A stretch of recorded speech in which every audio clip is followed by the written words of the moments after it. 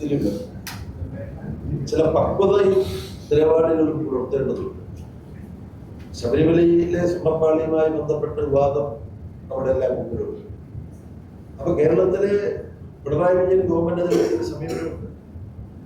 ഹൈക്കോടതിയുടെ മേൽനോട്ടത്തിൽ അതിനെക്കുറിച്ചുള്ള അന്വേഷണം നടക്കട്ടെ, സ്പെഷ്യൽ ഇൻവെസ്റ്റിഗേഷൻ ഹൈക്കോടതിയുടെ മേൽനോട്ടത്തിൽ അന്വേഷണം നടക്കുക. ആർക്കൊക്കെ ഇതിനകത്ത് ഉത്തരവാദിത്വമുണ്ട് അവരെയൊക്കെ അറസ്റ്റ് ചെയ്യുകയോ ചോദ്യം ചെയ്യുകയോ എന്ത് വേണമെങ്കിലും ആയിക്കോ എന്നുള്ള നിലപാടല്ലേ ഈ ഗവൺമെന്റ് എടുത്തത്.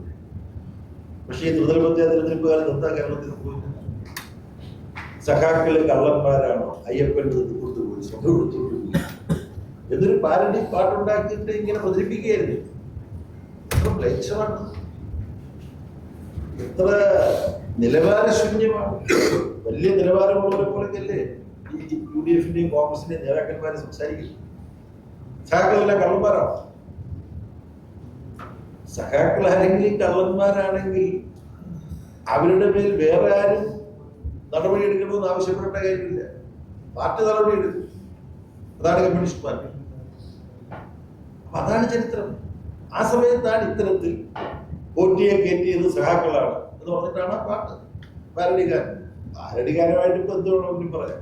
എന്തെല്ലാം ആരെ കുറിച്ച് എന്തെല്ലാം അപവാദങ്ങൾ പാരഡി രൂപത്തിൽ പറയുന്നു ഇല്ലേ? മുണ്ടശ്ശേരി മണ്ടനാണ് എന്ന് പറഞ്ഞിട്ട് കോൺഗ്രസ് നേതാക്കന്മാർ തന്നെ മുദ്രാവാക്യം ഒരുതരം പാരഡിയാണ്. റോസൻ ജോസഫ് മുണ്ടശ്ശേരി മണ്ടനാണെന്ന് പറയുന്നത് മണ്ടന്മാർക്ക് മാത്രമേ പറ്റൂ. പക്ഷെ അതാണ് വിമോചന സമരകാലത്ത് പറഞ്ഞത്. മുണ്ടശ്ശേരി ഭാഷ എഴുതി ഏതെങ്കിലും ഒരു പുസ്തകം മറിച്ച് നോക്കിയാൽ മുണ്ടശ്ശേരി മണ്ടൻ ആണെന്ന് പറയാൻ പറ്റും. അപ്പൊ പ്രാസം ഒപ്പിച്ച് എന്ത് വേണമെങ്കിലും പറയാം. അതാണ് കോൺഗ്രസിന്റെയും UDF-ന്റെയും രാഷ്ട്രീയം. EMS-നെ കുറിച്ച് എഴുതിയിട്ടുള്ള ഓർക്കുമ്പോൾ ലജ്ജ തോന്നുന്ന മുദ്രാവാക്യങ്ങളുണ്ട്. കോൺഗ്രസ്സുകാരെ വിളിച്ച മുദ്രാവാക്യം, AKGയെ കുറിച്ച് വിളിച്ച മുദ്രാവാക്യം, AKGയുടെ വയ്യാതെ മെഡിക്കൽ കോളേജ് ആശുപത്രി കിടക്കും. ഇതൊന്നും നമ്മൾ മറന്നുപോയിട്ട്. അപ്പൊ നിലവാരമില്ലാത്ത പ്രചരണങ്ങളും മുദ്രാവാക്യങ്ങളും കോൺഗ്രസിന്റെയും UDF-ന്റെയും അവസാനത്തെ ആശ്രയമാണ്. അതാണ് ശബരിമലയുമായി ബന്ധപ്പെട്ടിട്ട് ആദ്യമായിട്ട് പറയാം. ഇപ്പൊ എന്താ നമ്മൾ കണ്ടത്? അടൂർ പ്രകാശം ഒക്കെ ആയിട്ട് എനിക്ക് വലിയ ആദരവുള്ള ഒരു വ്യക്തിത്വമാണ് സോണിയാഗാന്ധി.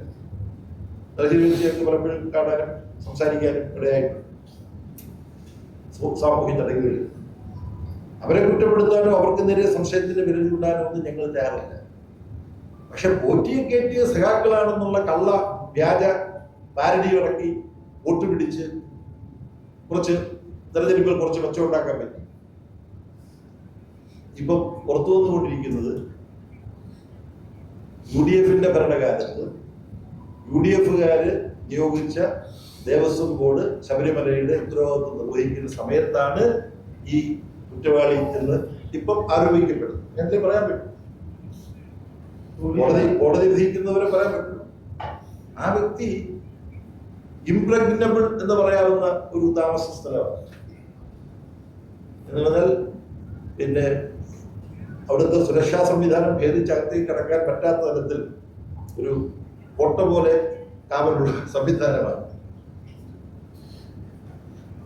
പിന്നെ ഇന്ത്യ മുന്നണിയുടെ യോഗം നടക്കുമ്പോഴൊക്കെ അവിടെ പോകാൻ ജനറൽ സെക്രട്ടറി ആയ ശേഷം എനിക്ക് അവസരമുണ്ടായിരുന്നു.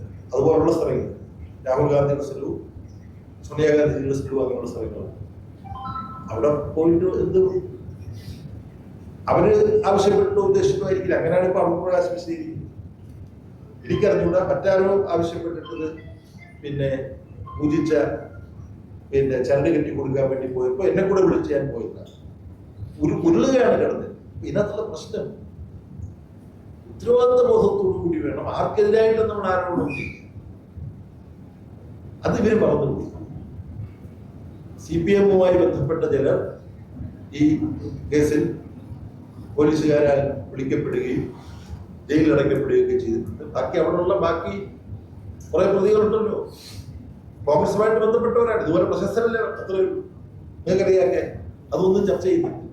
അപ്പൊ ഒരു വിഭാഗം മാധ്യമങ്ങളുടെ സഹായത്തോടുകൂടി ശബരിമല വിഷയം ഉപയോഗിച്ച് പാർട്ടി കുറ്റം ചെയ്തു, അയ്യപ്പന്റെ എല്ലാം ഘോഷിച്ചു. സഹിക്കുന്ന പറഞ്ഞാൽ മൂന്നാമതൊരു തവണ കൂടി ഇടതുപക്ഷാധിപത്യം വേണ്ടി വന്നാൽ അയ്യപ്പ വിഗ്രഹമാണ് ഉണ്ടാകുന്നത്. ഉത്തരവാദിത്തപ്പെട്ട ആൾ പ്രസംഗിക്കുകയാണ്. ധൈര്യമാണെന്ന് മാത്രമേ അതിനെക്കുറിച്ച് പറയാൻ.